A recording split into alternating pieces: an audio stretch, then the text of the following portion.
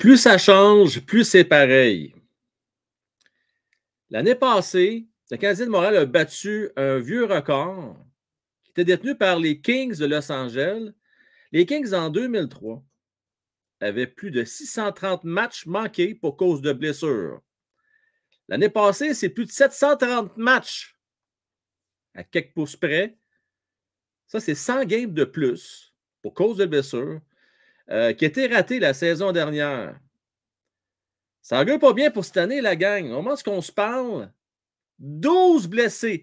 Vous les avez dans le bas de l'écran. Il y a 12 blessés présentement dans cette équipe-là. La question vaut la peine d'être posée. Pourquoi?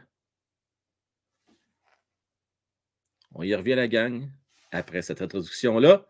Merci d'être là, la gang. Let's go. On start le show du dimanche soir sur la passerelle.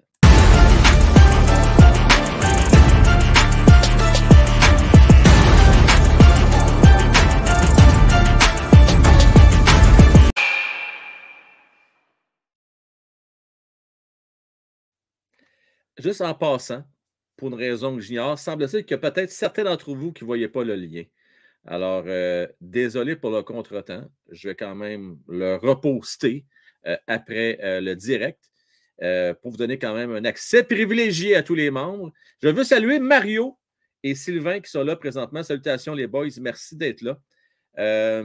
Ouais, pourquoi autant de blessés? J'ai amené différentes hypothèses. La plus facile, celle qui nous saute tout de suite aux yeux, c'est ben, coudonc, c'est-tu parce qu'on veut tanker, puis on prolonge nos blessures? T'en penses quoi? L'autre option, l'autre hypothèse, c'est peut-être une mauvaise préparation physique des gars. Ça date pas d'hier, ça, hein, la gang? Ça fait plusieurs années qu'on semble avoir ce problème-là du côté des Canadiens de Montréal. Moi, je me souviens, ça date pas d'hier. Ça fait longtemps là, qu'on en parle de ça. On prépare-tu bien nos gars?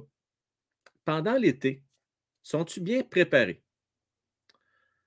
L'autre option, et ça, pour l'instant, moi, ça me saute aux yeux pas à peu près, le temps d'utilisation des boys. Je regarde Nick Suzuki qui joue tout près de 23 minutes par game. C'est plus le même gars. Il est rendu à un but à ses 19 derniers matchs. Notre capitaine, celui qu'on a signé pour 8 ans à 7,8 millions de dollars par année, en début de saison, un début de saison spectaculaire. Tellement qu'on s'est dit, hey, là, notre centre numéro 1, notre vrai, un des meilleurs de la ligue. Excuse, là, mais ça va pas bien pour Nick. Ça va pas bien. On a bien beau essayer de le protéger, c'est plus le même gars. Est-ce qu'il est trop utilisé? À un moment donné, tu le fais jouer sur désavantage, tu le fais jouer sur l'avantage numérique à 5 contre 5, 23 minutes, ça commence à être beaucoup de minutes pour Nick. Kirby Dach, notre deuxième centre, on l'aime bien, là. Puis il donne du bon hockey. 22 minutes par game en moyenne à ces 5 derniers matchs. Je pense qu'on donne trop de temps de jeu, la gang, à nos joueurs. Excusez, je reçois des pop-up pendant la chose, je m'excuse. C'est tellement d'affaires à gérer, ça n'a pas de Moses de bon sens. Hey, j'en profite pour vous dire, ce qui m'occupe aussi quand même dernièrement, c'est mon nouveau site web. Allez voir ça, la gang. Je vous invite à aller voir mordudehockey.com. Fred a fait une sacrée belle job et c'est juste la première version, imaginez-vous donc, c'est juste une version bêta. Des super bons articles, entre autres de Pierre aujourd'hui, Noah hier. Il va en avoir un autre de Luc qui va être super. Écoutez, il a travaillé fort, notre Luc, là. D'ailleurs, qui va nous manquer. Va être à l'extérieur pour les 3 prochaines semaines. Vraiment, il a travaillé fort. Un article de fond sur la date limite des transactions. Je vous invite vraiment à lire ça. Puis pour les avant-matchs, Noah fait un super bon job. Après-match, Pierre, ça coche. Allez-y. Puis en même temps, vous allez voir les derniers tweets du Canadien de Montréal qui sont toujours mis à jour là, live sur la plateforme. Donc, mordudehockey.com. Ouais, les blessés. Et puis, c'est un peu dommage, mais c'est l'histoire qui se répète. Moi, je pense qu'il y a un peu de tout ça. Et il y a vraiment un examen de conscience à faire du côté du Canadien de Montréal. Autant pour la partie conditionnement physique des gars, temps d'utilisation. Puis on ne se cachera pas, oui, OK, on peut bien croire qu'il y a des gars qui viendraient peut-être au jeu plus vite si on ne serait pas en mode tankage. Mais malgré tout, ce n'est pas normal qu'il y ait autant de gars blessés. Surtout des gars qui, quand même, Il joue gros, là. Pas Mike, excuse. Sean Monahan, là, il joue gros présentement. Sa dernière année de contrat. Lui, là, il ne faut pas qu'il rate sa chance. Joe Drouin, c'est une question de carrière dans son cas. Lui, là, m'excuse, là, mais ça ne revient pas, là. Sa carrière pourrait être terminée. Attendez-vous pas à ce qu'il signe pour 2-3 millions de dollars par année ailleurs, lui, là. Lui, ça va être un contrat d'entrée, peut-être même à l'essai. Ça, c'est s'il veut vraiment continuer à jouer au hockey. Je lui souhaite d'ailleurs, c'est son désir toujours de performer au hockey. Dans la ligue professionnelle, la meilleure au monde, la Ligue nationale de hockey. Pas certain qu'il y a Joe Drouin pour jouer n'importe où dans le monde, sans gêne. Mais s'il veut rester accroché à la Ligue nationale, écoute, il faut qu'il retrouve la forme, là, puis ça presse. Donc oui, je pense qu'il y a un examen de conscience à faire. Martin Saint-Louis qui, tu sais, moi, ma petite crainte, là, je vais vous le dire, là, puis faites-vous-en pas, je vous rassure, là, dans le show aussi, je vais trouver du positif parce qu'il y en a du positif, OK? Je vais revenir avec la rétrospective de la dernière semaine. Je vais vous parler du petit match que le Canadien a joué. Après ça, il tombe en vacances pour environ une semaine. Je reviens à ça. Mais là, moi, ce qui m'inquiète pour Martin Saint-Louis, c'est la chose suivante. Il joue à peu près 28-29 minutes en moyenne par match dans les belles années avec Tortorella et Vincent Lecavalier pour le Lightning de Tampa Bay. Le hockey a changé, la gang. Hein? On n'est plus des débuts d'année 2000, 2005, 2006. Non. Le hockey est rendu un sport beaucoup plus rapide, beaucoup plus intense que c'était. Moins d'obstruction, moins d'accrochage. Les gars, let's go, pied dans le plancher, des chiffres de 35-40 secondes. Non seulement je trouve que les gars jouent trop de temps de jeu, mais en plus, trop longues séquences. C'est pas normal de voir des gars comme Nick se traîner. Je ne veux pas être méchant, mais il se traîne les pieds, il se laisse glisser trop longtemps, sa patinoire. Donc, il va falloir vraiment revoir ça. Et ça presse. Si on parle beaucoup de culture de gagnant, c'est important, oui. Mais je pense que culture de pied dans le plancher, bon temps d'utilisation de jeu. Et n'oublions pas une chose, là. C'est un apprentissage, une culture qu'on doit développer, pas juste du côté des joueurs, mais du côté des entraîneurs également. Donc, c'est un point à regarder, la gang. Là. Je pense qu'il faut vraiment qu'on se penche là-dessus du côté canadien. Je suis certain, avec la quantité d'experts qu'on a dans cette équipe-là, qu'on fait le travail qu'il faut. J'ai confiance en le coaching staff et surtout la haute direction qui va faire le travail qui s'impose pour se faire une prise de conscience et une remise en question. Mario, Frank Suzuki est un fabricant de jeux et non sniper. Mario, tu as raison. Il va faire dans sa carrière plus de passes que de buts, ça c'est certain. Mais rappelle-toi, en début de saison, Nick avait plus de buts que Cole Caulfield. Tellement qu'on se disait, ben, ces deux gars-là se dirigent peut-être vers une saison de 40 buts chaque. On a demandé l'impression de baisser un peu nos attentes. On a dit peut-être au moins 30 buts pour Nick. Nick s'enligne pour une saison de 21-22 buts. Si ça ne se replace pas son affaire, Mario. On l'a dit à plusieurs reprises, n'est-ce pas, Borrelia? Le Canadien, s'il va être une équipe aspirante, la ligne de centre, c'est 100 buts au total. Je suis désolé, c'est pas avec un Kirby Dach avec 20 buts par année puis un Nick Suzuki avec 25 qui totalise 45 sur tes deux premiers trios que tu vas atteindre ton 100 buts pour ta ligne de centre. On est loin de la coupe aux lièvres, comme disait Jean Perron, que je salue. S'il nous écoute, bien entendu. Le Canadien 10, tu as raison. Il ne tire pas assez souvent. Attend trop au jeu parfait. Puis des fois, c'est le défaut des gars avec un gros quotient comme Nick Suzuki. On y va avec les probabilités, puis on dit « Ah, non, je ne shotterai pas, ça ne rentrera pas de là. » Préfère repérer un attaquant qui est en meilleure position que lui. Le problème, c'est que ses compagnons de trio, ben, c'est plus Cole Caulfield.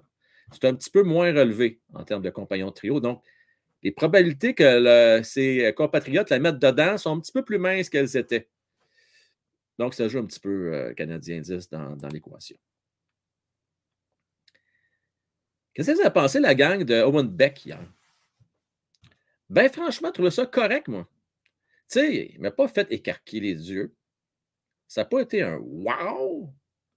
Mais dans les circonstances, le jeune qui est appelé en dedans de 24 heures, qui se présente, lui, en tout cas, là, il y a eu tout un mois de décembre, janvier. Tu sais, transigé au niveau junior, a été appelé d'urgence par Équipe Canada pour les mondiaux juniors pendant le temps des fêtes. Et là, a été appelé d'urgence Let's go, on part, on prend le char, on part de Peterborough, puis on descend, puis on s'en va à Ottawa. Non, vraiment, c'était une période bien mouvementée pour Winbeck. Moi, j'ai trouvé qu'il donnait du bon hockey. J'ai calculé une bonne chance de marquer dans son cas en deuxième période. Pour le reste, correct. Au niveau des mises en jeu, pas eu l'air trop fou. Il n'a pas pris beaucoup parce qu'il joue en compagnie de Dvorak. Mais pour celle qu'il a prise, j'ai trouvé que c'est quand même tiré d'affaire. C'est pas fait déclasser. On va être patient avec lui. Je pense qu'on va être patient. Puis c'est sûr, mettez-vous à sa place. Des vétérans qui arrivent dans la Ligue nationale de hockey, ça prend des fois 10-12 matchs avant de repogner le pace. Imaginez-vous un jeune qui n'est pas habitué, il n'a pas de pratique, il n'a pas d'entraînement. Puis là, tu l'embarques, paf, avec Dvorak, let's go, on passe à la troisième ligne. C'est beaucoup demandé pour un jeune homme qui n'est pas habitué, il est capable de jouer à l'aile, mais il n'est pas habitué nécessairement de jouer à l'aile. Là, on a joué un petit peu avec sa position durant la rencontre. Donc, moi, je vais dire chapeau. 9 minutes et demie, je crois, de temps de jeu dans le cas de Winbeck, ce qui est bien correct. Bien correct. Selon Mario Boudreau, notre prochain futur troisième trio, c'est ma prédiction. Beck, Farrell, Roy. Très probable, mon cher Mario. Pourrait faire du sens. Joshua Roy, pas mal certain qu'il va avoir sa chance l'année prochaine. Il va avoir de la place pour lui. Et Farrell, Sean Farrell, qui est tout feu de forme présentement, fait très, très bien. Donc, oui, pourquoi pas, Mario. Il faut faire la place aux jeunes. Et qui sait, advenant, je serais surpris, mais advenant que Joshua se fasse éliminer avec Sherbrooke en cours de parcours des séries, puis on ne se rend pas trop loin, ben peut-être que là, il pourrait être rappelé. Mais ça serait très surprenant. Probablement que la saison canadienne de Montréal va être terminée avant que les séries se terminent du côté de Joshua. Donc, probablement qu'il va pouvoir justement jouer avec le Rocket de Laval, advenant qu'il fasse ses séries. C'est pas gagné d'avance, ça non plus. Il n'y aura pas de facile, Mario. C'est probablement qu'on va devoir attendre à bien y penser à l'année prochaine avant de voir Joshua Roy.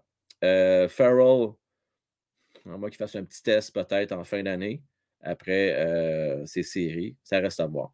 Woodbeck, c'est clair que c'est pas avant l'année prochaine. Il a eu son appel, c'était bien correct quand il a fait un petit cadeau. Bonne raison, Canadien dit, c'est vrai, tu as raison.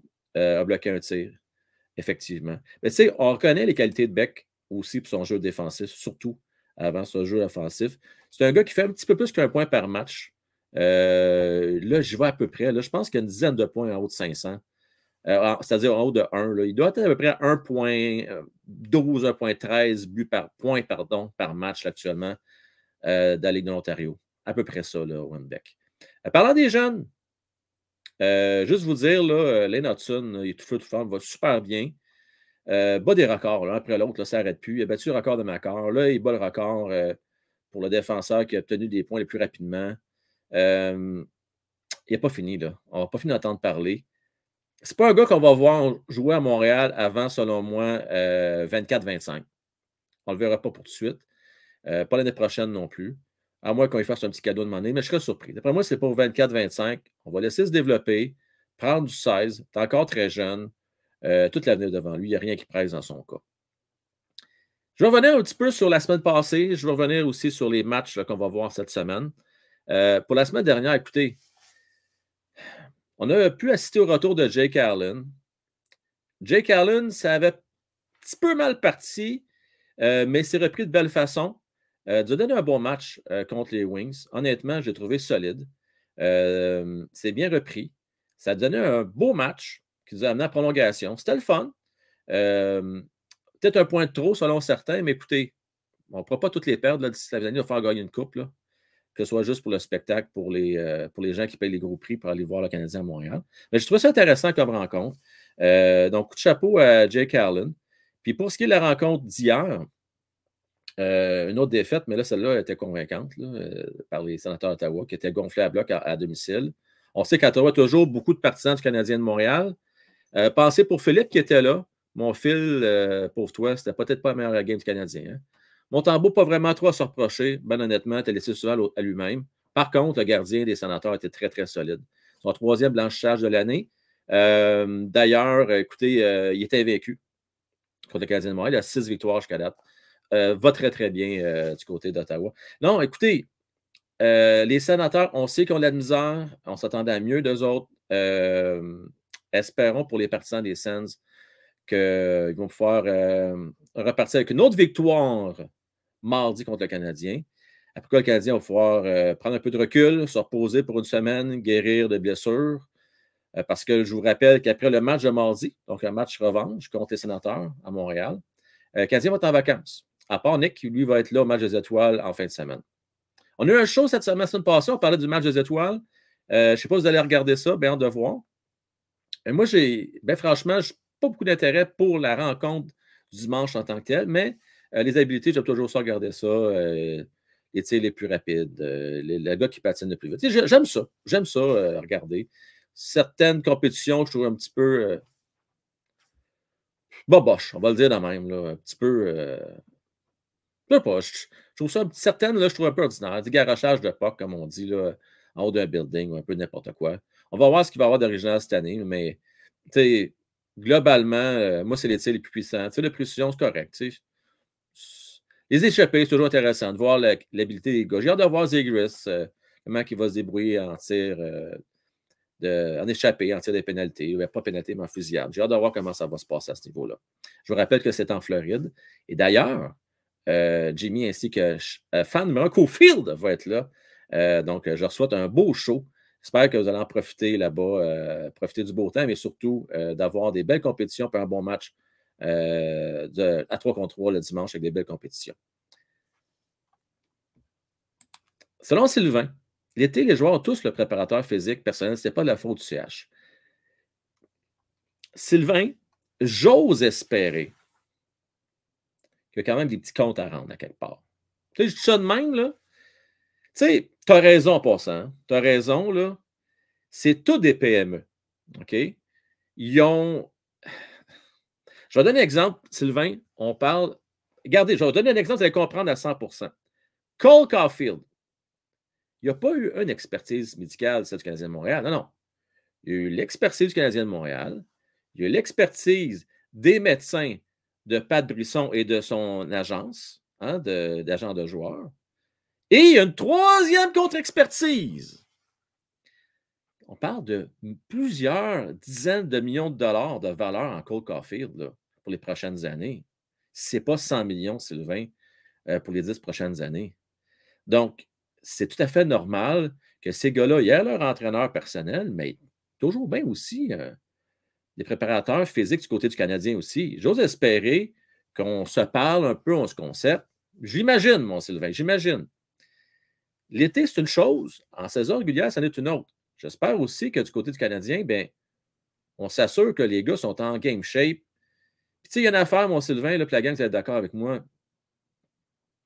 Il y a une chose sur laquelle le Canadien a de l'emprise, c'est les temps d'utilisation. Ça, là-dessus, ce n'est pas les agents qui décident. On n'est plus dans le novice. Ce n'est plus le père qui chronomètre et qui calcule comme temps que son gars joue. Là. Non, non. Là, c'est rendu à Martin Saint-Louis, à Stéphane Robida, de s'assurer que les boys, et même Alex Burrows, à certaines limites, s'assurer que les gars ne sont pas en surutilisation. Puis ce que je trouve un peu étonnant, c'est qu'on est en reconstruction. On a un quatrième trio qui va très, très bien en Pezzetta, en Belzile, et puis Raphaël Harvey-Pinard. Les gars, là, ils ont de l'énergie. Ils en ont dedans, comme on dit. Alors, pas qu'on leur donne pas plus de temps de jeu, eux autres, pour donner un petit break aux deux premiers trios. Je dis ça comme ça. Selon Mario, est-ce que c'est ma prédiction? Ma question ce soir, votre prédiction. Victoire ou défaite canadienne de Montréal mardi. Selon Mario, on ne va pas s'en surprendre. Mario, je ne sais même pas si une fois tu as dit que le Canadien n'était pas gagné. En même temps, je te comprends. Pas grand chance de se tromper, surtout ces temps-ci, avec le nombre de défaites que vous voyez défiler à l'écran depuis tantôt. Selon toi, les Canadiens vont perdre contre les Sénateurs ce mardi. De fortes probabilités, Mario, que tu as raison. Là. Honnêtement, là, je ne pense pas que tu te trompes trop tôt avec celle-là. Attention, une grosse information ici. Pierre Lebrun a confirmé, wow, le CH est en train d'avoir des pourparlers pour Monahan Frank. C'est très sérieux, la discussion.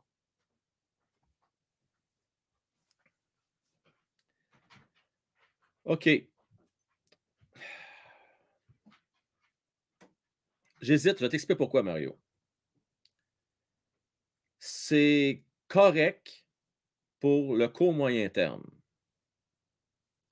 C'est correct pour le court moyen terme.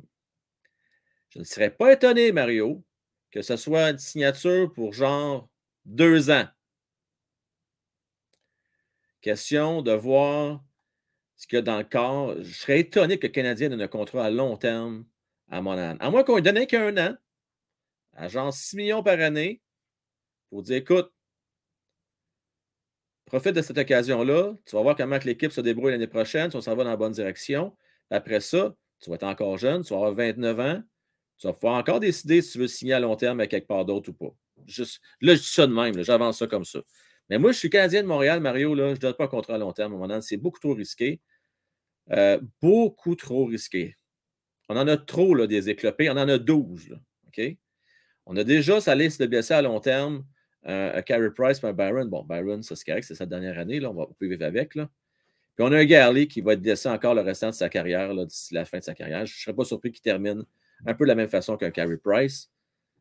Là, il ne faudrait pas en avoir un troisième, là, Mario. Là. On a réussi à se débarrasser de Weber là, pour Dadonov, là, qu'on doit souffrir avec lui encore un an. Là. Non, s'il vous plaît, ben, j'ai encore un an, d'ici la fin de l'année, parce qu'après ça, Chabot Dadonov. C'est cool pour le court moyen terme, Mario. Pour le long terme, je suis un petit peu moins excité de ça.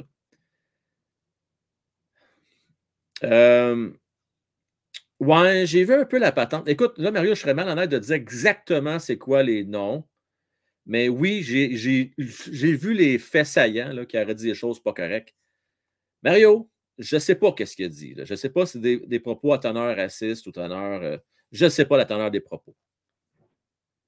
C'est vrai qu'en 2023, il faut faire vraiment attention à ce qu'on dit. Je comprends ça. Et avec raison d'ailleurs. Mais tu es d'accord avec moi, Mario, qu'il y a 25-30 ans, il se disait bien des affaires sur la glace. Peut-être pire que celle qu'il a dit. Puis là, encore là, je dis ça. Peut-être que je peux à travers mon chapeau parce que je ne sais pas qu'est-ce qu'il a dit exactement, Mario. Je ne sais pas. J'ai aucune idée, en fait. Peut-être que je ne sais pas si ça se dit, là, mais j'irai voir. Là. Écoute, j'ai entrevu juste un peu avant le show. Je n'ai pas eu le temps de valider cette information-là. Donc, la gang, en résumé, semaine assez tranquille pour le Canadien de Montréal. Par contre, ça ne serait pas une semaine tranquille du côté de One Time Rocket. On va avoir nos formes à l'habitude. Là, on embarque en mode préparation à la date limite des transactions pour le 3 mars. Je vous le dis, ça va être un feu boulant pour les prochaines semaines. On va traiter des rumeurs. Il y a minimum 6 joueurs du Canadien de Montréal qui pourraient être transigés dans les prochaines semaines. C'est sûr, tout de suite, en tête de liste, les 3 premiers qui nous viennent en tête, qui reviennent, là. Drouin, Dadonov, qui pourraient être transigés. Pourquoi? Parce que ces deux gars-là, entre autres, on sait que c'est leur dernière année de contrat, ainsi que Sean Monahan, c'est les 3. Bon, selon Mario, des rumeurs que les Canadiens pourraient conserver, ça reste à voir. Sinon, les 3 autres qui pourraient peut-être partir, je dis bien peut-être, qu'on entend souvent également leur nom circuler. On parle de Joel Edmondson, qui a une bonne valeur, je pense, dans le marché. On parle également aussi de Josh Anderson, qui a une superbe valeur, qui va bien par le temps qui court. Lui, tu le laisses partir, c'est minimum un choix de première ronde. Peut-être quelque chose d'autre d'intéressant. Je serais prêt, moi, avec le Canadien de Montréal, à garder une partie de son salaire pour avoir un choix de première ronde puis un choix de 2, disons. Quelque chose comme ça. Je serais prêt à faire ça, moi. Je serais vraiment exigeant dans le cas de Josh Anderson. Tu ne laisses pas partir pour rien. Sinon, ben, tu le gardes. Puis tu attends peut-être l'année prochaine pour le transiger. Il n'y a rien qui presse dans son cas. Il faut que tu aies ce qui vaut vraiment en retour. Puis je pense qu'un gars en série, avec un Josh Anderson en série, tu peux faire un bon bout de chemin. L'autre, puis que je n'ai pas nommé, c'est Mike Hoffman. Mike Hoffman, je ne pense pas que sa valeur est très, très haute présentement. On l'a vu hier encore. Moi, on dit qu'il manque des chances. C'est incroyable. Il y a des chances à 1 de marquer, puis il n'arrive pas à mettre dedans. Ça, c'est vraiment désolant parce que c'est pour ça qu'on le paye. C'est pour ça qu'on donne au-dessus de 4 millions par année. C'est pour la mettre dedans. Puis là, je suis poli parce que je m'en ai dit quelque chose d'autre. Pour la I dedans. Fait que oui, on va parler beaucoup de rumeurs de transactions. On va regarder, on va aussi dresser le portrait des top 10 actuellement, les plus intéressants sur le marché des transactions. On va faire un décompte de ça. On va regarder ça avec vous autres. On va regarder ce que le Canadien pourrait faire. On va revenir aussi, c'est sûr, au niveau des jeunes, le futur du CH, parce que c'est vers ça qu'il faut se tourner. Donc, bien hâte de vous retrouver cette semaine. Comme d'habitude, on va avoir des forums lorsqu'il n'y aura pas de rencontre. Donc, un forum lundi, un autre mercredi ainsi que jeudi. Pour ce qui est de mardi, oui, le Canadien contre les Sénateurs, puis également plus tard, à la fin de la semaine, La journée, restez à l'affût. Soit vendredi ou samedi, on va faire le premier break du mois. Super beau break avec du Artefact qui vient de sortir. Imaginez-vous donc que si vous êtes chanceux, vous pourriez mettre la main sur une carte recrue, patch, de nul autre que notre Slavi national, Juraj Slafkovský. Donc, entre autres, mais plusieurs autres joueurs super vedettes, des légendes également disponibles que vous pouvez aller voir dans ces boîtes-là. Elles sont super belles, Mario, n'est-ce pas, qui sont écœurantes, ces boîtes-là. Puis après ça, je vais compléter ça probablement avec du Synergy ou avec une boîte premium, là, ça reste à voir. Donc, je vous confirme le tout là, un peu plus tard cette semaine. Avant de partir, j'ai des petits remerciements à faire, dont entre autres à Serge. Serge, je te salue. Je ne sais pas si tu as l'écoute présentement, peut-être que tu vas l'écouter en rediffusion. Serge a travaillé bien fort aujourd'hui parce que malheureusement, bon, problème de paiement quelconque, de carte, là. Il voulait renouveler son abonnement. Là, je suis président. Écoute, félicitations, mon gars. Tu as beaucoup de ténacité, tu n'as pas lâché. Puis moi, là, ça vaut quasiment autant que la donation que tu as faite en t'abonnant parce que tu as pris le temps pour m'encourager à passer quasiment, je ne sais pas combien d'heures tu as passé là-dessus, mais tu as passé bien du temps, là. Fait que moi, là, je te dis chapeau, merci beaucoup pour ton support, c'est super apprécié. Merci à ceux et celles qui me supportent ce soir en étant comme vous, actuellement en direct, membre Vestiaire des Pros et plus. Puis aussi, ceux et celles qui ne le sont plus. Il y a quelques-uns qui ne le sont plus pour diverses raisons, bien souvent des raisons monétaires. Mais merci de votre support. Il y en a qui ont été membres pendant plus d'un an. Merci à vous autres. Vraiment super apprécié. Donc, je tenais à le dire, Serge, merci pour ta ténacité. Merci également à ceux et celles qui ont travaillé bien fort cette semaine, Mordu de hockey. Ça vaut le coup d'aller voir. Donnez-nous vos commentaires également. Il y a une section cliquez commentaires en rouge. Là. Vous avez toujours mon dernier vidéo. Regardez, je peux vous le montrer. Il me reste que 2-3 minutes avant la fin du show. Je vais prendre le temps, si vous le permettez bien, juste de vous montrer où aller pour pouvoir mettre vos commentaires, vous en avez. Donc, je vais vous partager mon écran direct là. Parce qu'on demande juste ça, nous autres, de s'améliorer. Donc, je vais juste enlever mon background ici, puis je vais le changer pour que ça soit un peu plus convenable. Et voilà. Donc, si vous regardez bien, je scroll ici. Vous avez toujours ici le dernier vidéo. Hein, dernier vidéo que j'ai fait. Et là, ici, section version bêta. Vous pouvez cliquer dessus et automatiquement, ça va ouvrir une page avec l'adresse courriel. Donc, vous allez pouvoir m'écrire. Je parle des articles. L'après-match, les Canadiens corrigés à Ottawa, super bel article de Pierre. Les avant-matchs. Ailleurs, la Ligue nationale de hockey. Je ne sais pas si vous avez vu ça là, hier. Un très, très beau moment à Edmonton. Ça, c'est un article de Noah. Pourquoi j'ai un beau moment? Qu'est-ce qui s'est passé à Edmonton hier? Bien, on a rappelé le gardien d'urgence. C'était lui le substitut. Il restait 2 minutes et demie de jeu. La game était dans la poche pour les Oilers. On a dit, tiens, vas-y, mon homme, let's go. Je trouve ça le fun. Il va s'en rappeler toute sa vie, ce gars-là. Et puis également, ça a amené un beau moment aussi pour les spectateurs qui l'ont encouragé à tout rompre. C'était vraiment une belle affaire. Donc, c'est une victoire facile des Oilers contre les Blackhawks hier. Donc, je vous invite entre autres à lire cet article-là. Donc, c'est ça, Mordu de hockey. Ce qui est super cool également, regardez, ça, c'est il y a 42 minutes. Un tweet sur Tavares. Tavares, je ne sais pas si vous le savez, le Matthews est blessé. Fait bien, là, Tavares, il prend la relève. Donc, 2 passes dans une victoire de 5-1. Plusieurs lectures intéressantes. D'ailleurs, je tiens à vous dire, vous ne voulez pas manquer un deuxième article demain. Non seulement il va y avoir l'article sur la date limite des transactions de Luc, très étoffé, mais on va parler aussi, pour les plus vieux, de l'édition 84. Les meilleures éditions repêchage canadien de Montréal, donc un article de fond également que je vous invite à lire de Pierre. Merci d'avoir été là, la gang. Je souhaite une belle semaine à notre compagnie. Et puis, on va se revoir dès demain, 20h pour notre forum. Merci pour vos pouces. Je m'adresse surtout à ceux et celles qui vont l'écouter en rediffusion parce que vous êtes plusieurs à chaque semaine à écouter ça. Il y en a qui se connectent dès minuit, qui ont juste hâte que le live sorte en vidéo dans la section vidéo. Donc, merci à vous autres. N'oubliez pas de liker toujours, super important ces pouces-là. Et lentement, mais sûrement, on se rapproche du 5000. Il en manque 212, la gang. 211. Là. 211. Alors, je vous rappelle, un live de 24 heures, puis j'aimerais tellement ça le faire à date limite de transaction. Il me semble que le timing serait super, super, super, super, super. Je viens de voir ton message, Mario. Ça n'a pas de maudit bon sens. Ça a zéro classe, qu'est-ce qu'il a fait. C'est même dégueulasse. Pour ceux qui n'étaient pas au courant, je vais vous le dire, j'aime pas ça, je trouve que ça finit sur une mauvaise note, mais le père du joueur de cueillette était mort de diabète à l'âge de 65 ans et Zegris lui a rappelé que son père le regardait jouer d'en haut. C'est bas en tabarnouche, ça, Mario. Ouf que c'est bas.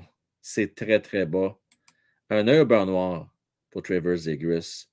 C'est tellement, tellement, tellement cheap. La gang, n'oubliez pas que les mots peuvent faire mal. C'est sûr que des fois, sur le coup d'émotion, on peut dire des choses qu'on regrette.